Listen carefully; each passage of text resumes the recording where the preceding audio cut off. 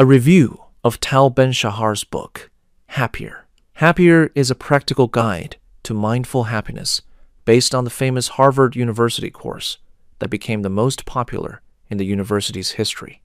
The author, a former professional tennis player, transformed scientific research into an accessible system of principles, demonstrating that happiness is not a matter of chance, but a skill that can be developed. The book debunks myths that happiness requires special circumstances and offers specific techniques for everyday life. Interestingly, Ben-Shahar himself faced an existential crisis after winning a prestigious tennis tournament. He realized that achieving his goal did not bring the expected joy. This experience prompted him to study the psychology of happiness and create a methodology that has helped thousands of people. Today, the book has been translated into 30 languages, and its principles are used by corporations like Google and Coca-Cola to increase employee engagement. This is not just theory. It is a proven approach to life, where happiness becomes a daily practice rather than a distant dream. Part 1. What is happiness? Chapter 1. Questions of happiness. Happiness is often perceived as something ephemeral and unattainable, but it is actually subject to reflection and analysis. The key problem is that people confuse happiness with fleeting pleasures or achievements, whereas it is a stable state of life satisfaction. It is important to ask yourself the right questions, not how can I be happy, but how can I become happier? Focusing on the process rather than the destination. The gratitude journal technique helps shift focus to the positive aspects of life. Every evening, you should write down 3 to 5 things you are grateful for from the past day, even if they are small things, like a delicious cup of coffee or sunny weather. For example, a manager suffering from burnout discovered after a month of this practice that they began to notice more pleasant moments at work. Chapter 2. Defining happiness. Happiness is not simply pleasure or the absence of suffering, but a combination of meaning and enjoyment. The ideal activity is one that brings both joy in the present and a benefit in the future. When there is only pleasure without meaning, it is hedonism. When there is meaning without joy, it is empty self-sacrifice. The happiness map method suggests evaluating daily activities along 2 axes, pleasure and meaning. By filling out such a diagram, an office worker might see that meetings provide little of either. Helping colleagues might provide a lot of meaning but little joy, allowing them to adjust their schedule accordingly. Chapter 3. The 4 archetypes. All people can be roughly divided into 4 types based on their attitude toward happiness: hedonists, rat racers, nihilists, and the happy. Hedonists live for pleasure. Rat racers live for future benefit. Nihilists do not believe in happiness, and the happy maintain a balance between the present and the future. The problem with the first 3 types lies in their imbalance, while the 4th type combines enjoying the moment with long-term goals. The practice of archetypal analysis helps identify your primary type and adjust your behavior. A perfectionist student who falls into the rat racer category might consciously add useless pleasures to their schedule. For instance, this could be dancing or playing computer games without feeling guilty. General conclusion for Part 1. The first part of the book lays the foundational understanding of happiness as a skill that can be developed. The main lesson is that happiness is not a lucky coincidence, but the result of daily conscious choices in favor of a balance between meaning and joy. When a person stops chasing mythical perfect happiness and begins to value small steps toward becoming happier, their quality of life improves significantly. Part 2. Happiness Applied. Chapter 4. Education for happiness. The formation of happiness habits begins in childhood, but adults can reprogram their patterns. Parents who want to raise happy children should focus not on achievements, but on emotional well-being. The key principle is to lead by example. Children learn happiness not from instructions, but by observing their parents' daily behavior. The emotional mirror technique suggests noting which emotions you most often reflect to your child throughout the day. A mother constantly anxious about grades can consciously add moments of joy to their interaction.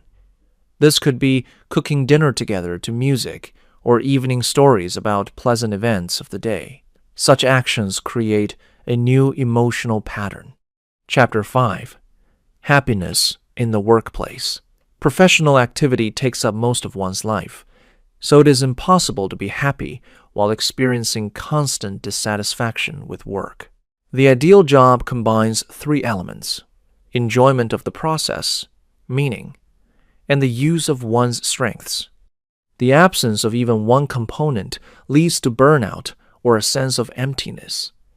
The 5-point mission method helps reevaluate one's attitude toward work. One must write down answers to questions about what they like about their work, how it can be changed, how it helps others, and what talents are not being utilized. An accountant who hated reports discovered that interacting with clients brought joy and gradually retrained as a financial consultant. Chapter 6. Happiness in relationships. Romantic relationships enhance happiness only if they are built on principles of mutual growth. The paradox is that the more a person seeks happiness through a relationship, the more pressure they put on their partner, which destroys the bond. A healthy relationship is when two whole people choose to be together rather than clinging to each other out of a fear of loneliness. The practice of self-dates suggests spending quality time alone before demanding attention from a partner. A woman who felt abandoned began going to a museum alone every week. She discovered that she became less dependent on her husband's mood, and their evenings together became more fulfilling. General conclusion for Part 2. The second part of the book shows how the principles of happiness work in key areas of life. The main discovery is that happiness does not come through global changes, but is composed of small daily choices. When work becomes an expression of strengths and relationships stop being a source of anxiety, life is filled with a qualitatively different meaning. As Ben-Shahar notes, happiness is not a destination, but a way of traveling. Part 3. Meditations on Happiness. Chapter 7.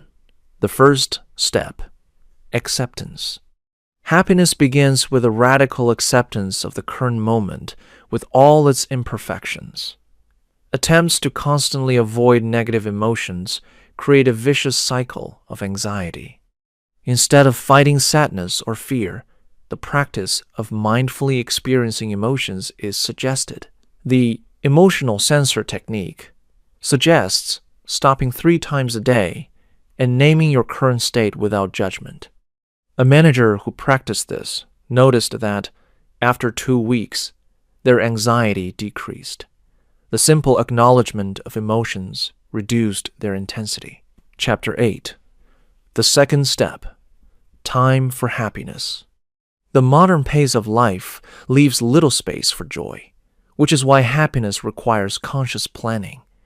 It is not enough to passively wait for the right moment. You must create islands of happiness in your daily schedule. These moments should combine pleasure and meaning. The golden hour method involves setting aside 60 minutes a day for an activity that brings joy and aligns with your values. A teacher suffering from routine began waking up an hour earlier to read poetry. After a month, she found she became more patient with her students because her inner resources were being replenished. Chapter 9. The third step. happiness as a lifestyle. True happiness is not the result of achievements, but a byproduct of a certain way of life. When basic practices like gratitude and mindfulness become habits, a state of satisfaction arises naturally. The key to this is regularity, not intensity. The practice of small rituals helps integrate 3 to 5 simple actions into a daily routine. A businessman started with 3 rituals: a morning cup of tea in silence, 5 minutes for a gratitude journal, and an evening walk without a phone. After 40 days, these practices became a need rather than an obligation. General conclusion for part 3. The final part turns theory into a lifestyle. The main paradox is that the less you chase happiness as a goal, the more often it arises as a natural state. Acceptance provides peace, dedicated time provides resources, and small rituals provide a stable foundation. Happy people do not have better circumstances. They have simply developed better habits of attention. The book ends with the important thought that happiness is not a final station. It is a way of traveling that is accessible here and now through simple and regular practices. This is such a wonderful book. I have compiled a separate list of all the important theses from this book, along with all the techniques and tools, and created a step-by-step action plan that you can immediately implement in your life. You can get all this in my community, Place of Power. There, you will find a detailed text analysis with similar lists for each book being reviewed. The community has already thoroughly analyzed and made available to you hundreds of world bestsellers, with a new analysis released every day. Follow the link in the description and use it.